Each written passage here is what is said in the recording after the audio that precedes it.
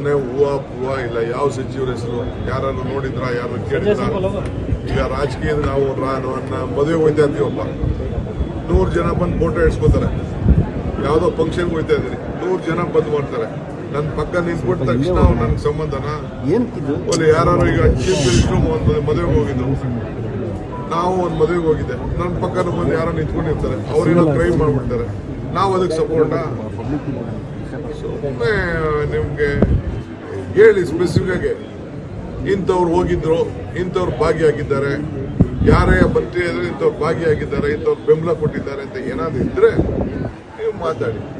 ಯಾವ ಮಂತ್ರಿ ಆಗಲಿ ಇಂಥ ಕ್ರೈಮ್ ಮಾಡಲಿಕ್ಕೆ ಯಾರು ಕೂಡ ಬೆಂಬಲವನ್ನು ಕೊಡುವುದಿಲ್ಲ. ಇದು ನನ್ನ ಸ್ಪಷ್ಟವಾದಂಥ ಮಾಹಿತಿ. BJPಯವರು ಅವ್ರಿಗೆ ಈಗ ಗೊತ್ತಾಯ್ತಾ? ನಾವು ಮಾಡಿ 1.5 ವರ್ಷ ಆಯಿತು. ನಮ್ಮ ಸರ್ಕಾರ ಬಂದು ವರ್ಷದಲ್ಲೇ ನಾವು ಮಾಡಿದ್ದೇವೆ. ನಾವು ಅವ್ರ ಹಕ್ಕನ್ನು ಕಿತ್ಕೊಂಡಿಲ್ಲ. ಶಾಸಕರ ಹಕ್ಕು ಏನಿದೆ ಅದಿದೆ. ನಾವು 5 ಗ್ಯಾರಂಟಿ ಕೊಟ್ಟಿದ್ದು ಹೊಸ ಕಾರ್ಯಕ್ರಮ.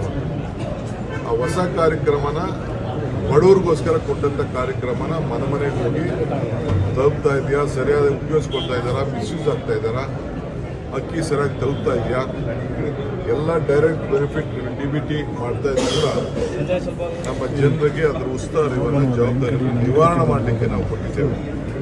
ಇವ್ರ ಮೇಲೆ ಅಧಿಕಾರ ಚಲಾವಣೆ ಮಾಡೋದಲ್ಲ. ಕೆಲವರೆಲ್ಲ ವಿದ್ಯುತ್ ಶಕ್ತಿ ವಿಚಾರದಲ್ಲಿ ಕೆಲವು ಸಮಸ್ಯೆ ಇರ್ಬೋದು, ಆಹಾರದಲ್ಲಿ ಇರ್ಬೋದು, ಯುವಕರು ಕೆಲವ್ರಿಗೆ ಗಡ್ಡ ಒಂದು ಇಲ್ಲದೆ ಇರ್ಬೋದು, ಅವರೆಲ್ಲ ತಿಳುವಳಿಕೆ ಕೊಡುವಂಥ ಕೆಲಸವನ್ನು ಮಾಡಬೇಕು ಅನ್ನೋ ದೃಷ್ಟಿಯಿಂದ ನಾವು ಮಾಡಿದ್ದೇವೆ.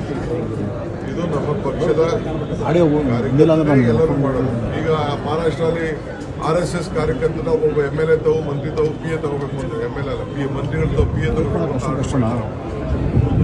ಬೇರೆ ಹಿಂದೆ ಯಾವುದೋ KRDB ಇತ್ತು ನಮ್ಮ ಕಲ್ಯಾಣ ಕರ್ನಾಟಕ, ಬಸವರಾಜ್ ಸೇಡಮ್ ಅವ್ರು 300 ರೂಪಾಯಿ ಕೊಟ್ಬಿಟ್ಟು ಪ್ಯಾರಲಲ್ ಆಗಿ ಒಬ್ಬ ಚೇರ್ಮನ್ ಅಪಾಯಿಂಟ್ಮೆಂಟ್ ಖರ್ಚು ಮಾಡೋದು.